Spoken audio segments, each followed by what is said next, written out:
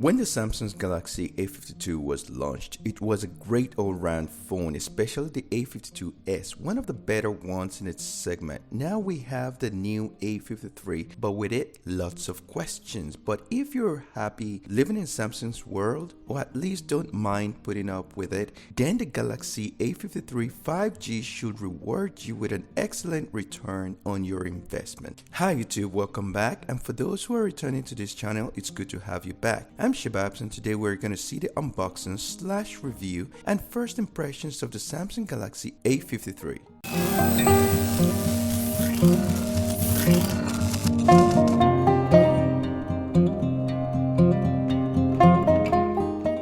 The Galaxy A53 is packed into one of the thinnest retail boxes I've seen. You get 6 gigs of RAM and 128 gigs of storage with a micro SD card that can support up to 1 terabyte. It is a waterproof phone, and as such, it's submersible, and it is available in white, black, light blue, and a bright peach orange.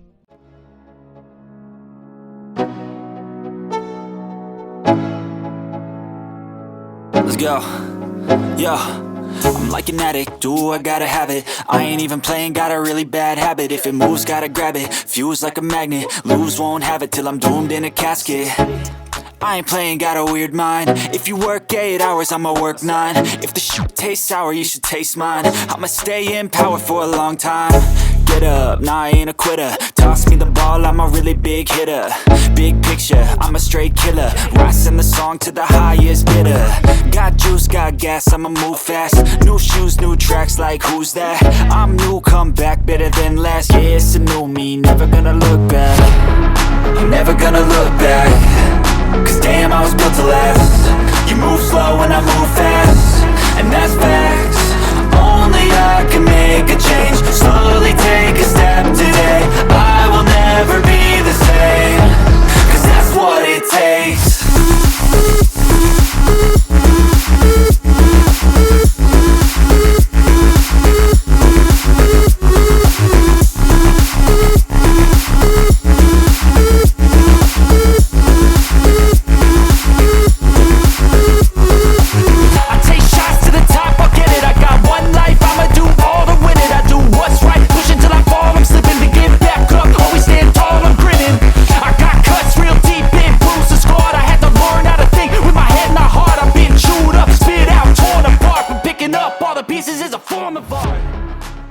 Upon unboxing, the first thing you see is the phone itself and an even smaller cardboard box that contains a USB-C to USB-C cable, all the documentation, and a SIM ejector tool. That's pretty much everything. The greatest detail was there is no power supply included.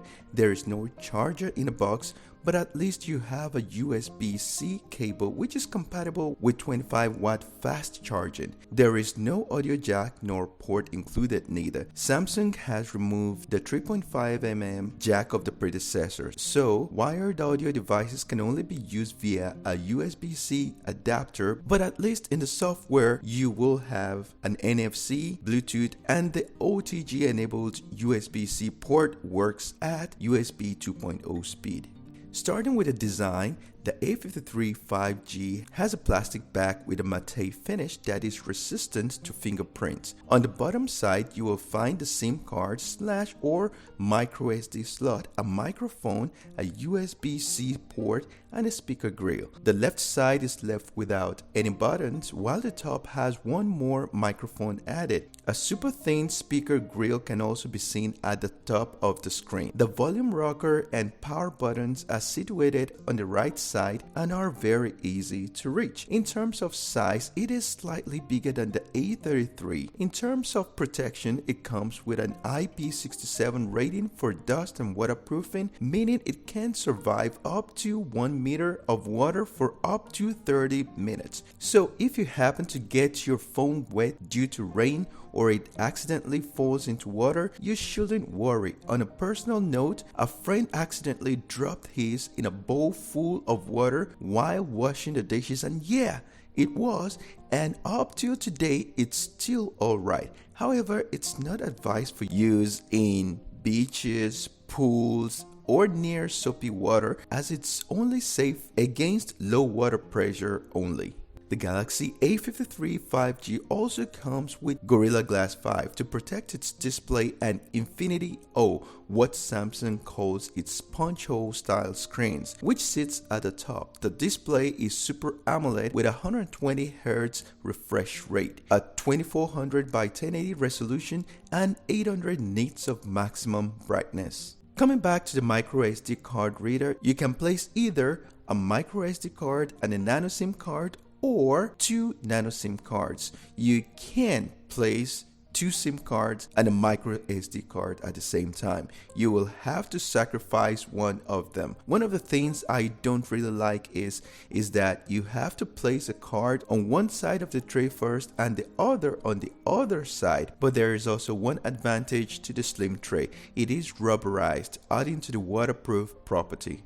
The battery on this cell phone is a 5000 mAh in capacity and can handle up to 25 watts of fast charging, which is rather disappointing, especially knowing there are competitors out there like the Xiaomi that are manufacturing phones with 40 watts and upwards. This cell phone can be unlocked quickly and reliably via the optical fingerprint sensor integrated into the display. The second biometric authentication method is the 2D face scan, which performs well, but personally, I don't believe it's as secure as the fingerprint method. Compared to the A52 5G, which had a Qualcomm Snapdragon chipset inside, the Galaxy A53 5G comes with Samsung's own Exynos 1280 and features a total of 8 cores. That being said, other tasks like web browsing, watching videos, and navigating the UI were perfectly smooth, void of any issues. As per software, the Galaxy A53 came already installed with Android 12 and its One UI 4.1 user interface, but updates to Android 13. The software runs flawlessly on this phone. It's easy to find your way around the menus and different features. Pre-installed apps include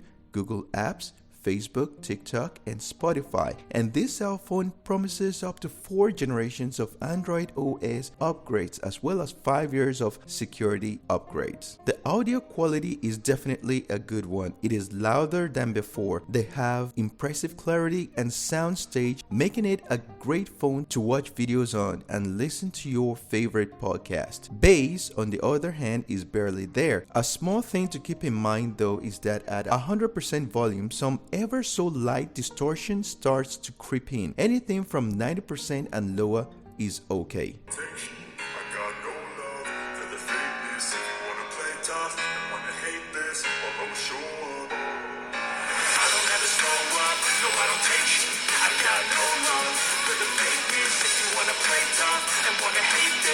The A53 5G features a 64 megapixel f1.8 main camera with optical image stabilization. Besides the main, there is also a 12 megapixel f2.2 ultra wide, 5 megapixel f2.4 depth, and 5 megapixel f2.4 macro snappers.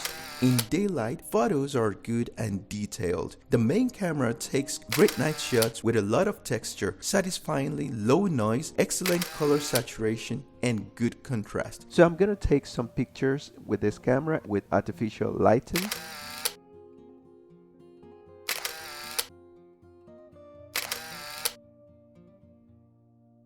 You can record video in 4K resolution at 30 frames per second with its main camera, and with the ultra flat camera. 1080p at 30 fps is available for both, while 1080p at 60 fps only works with the main camera. Electronic stabilization is available for both the main and ultra wide cameras, but can only be used at 1080p resolution.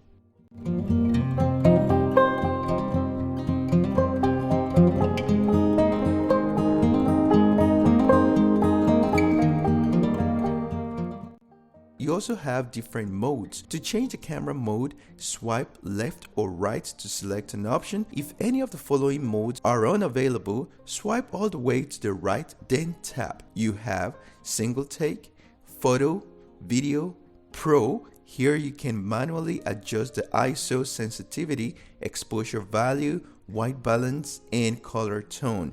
Panorama, food, night, super slow-mo, slow motion, and hyperlapse.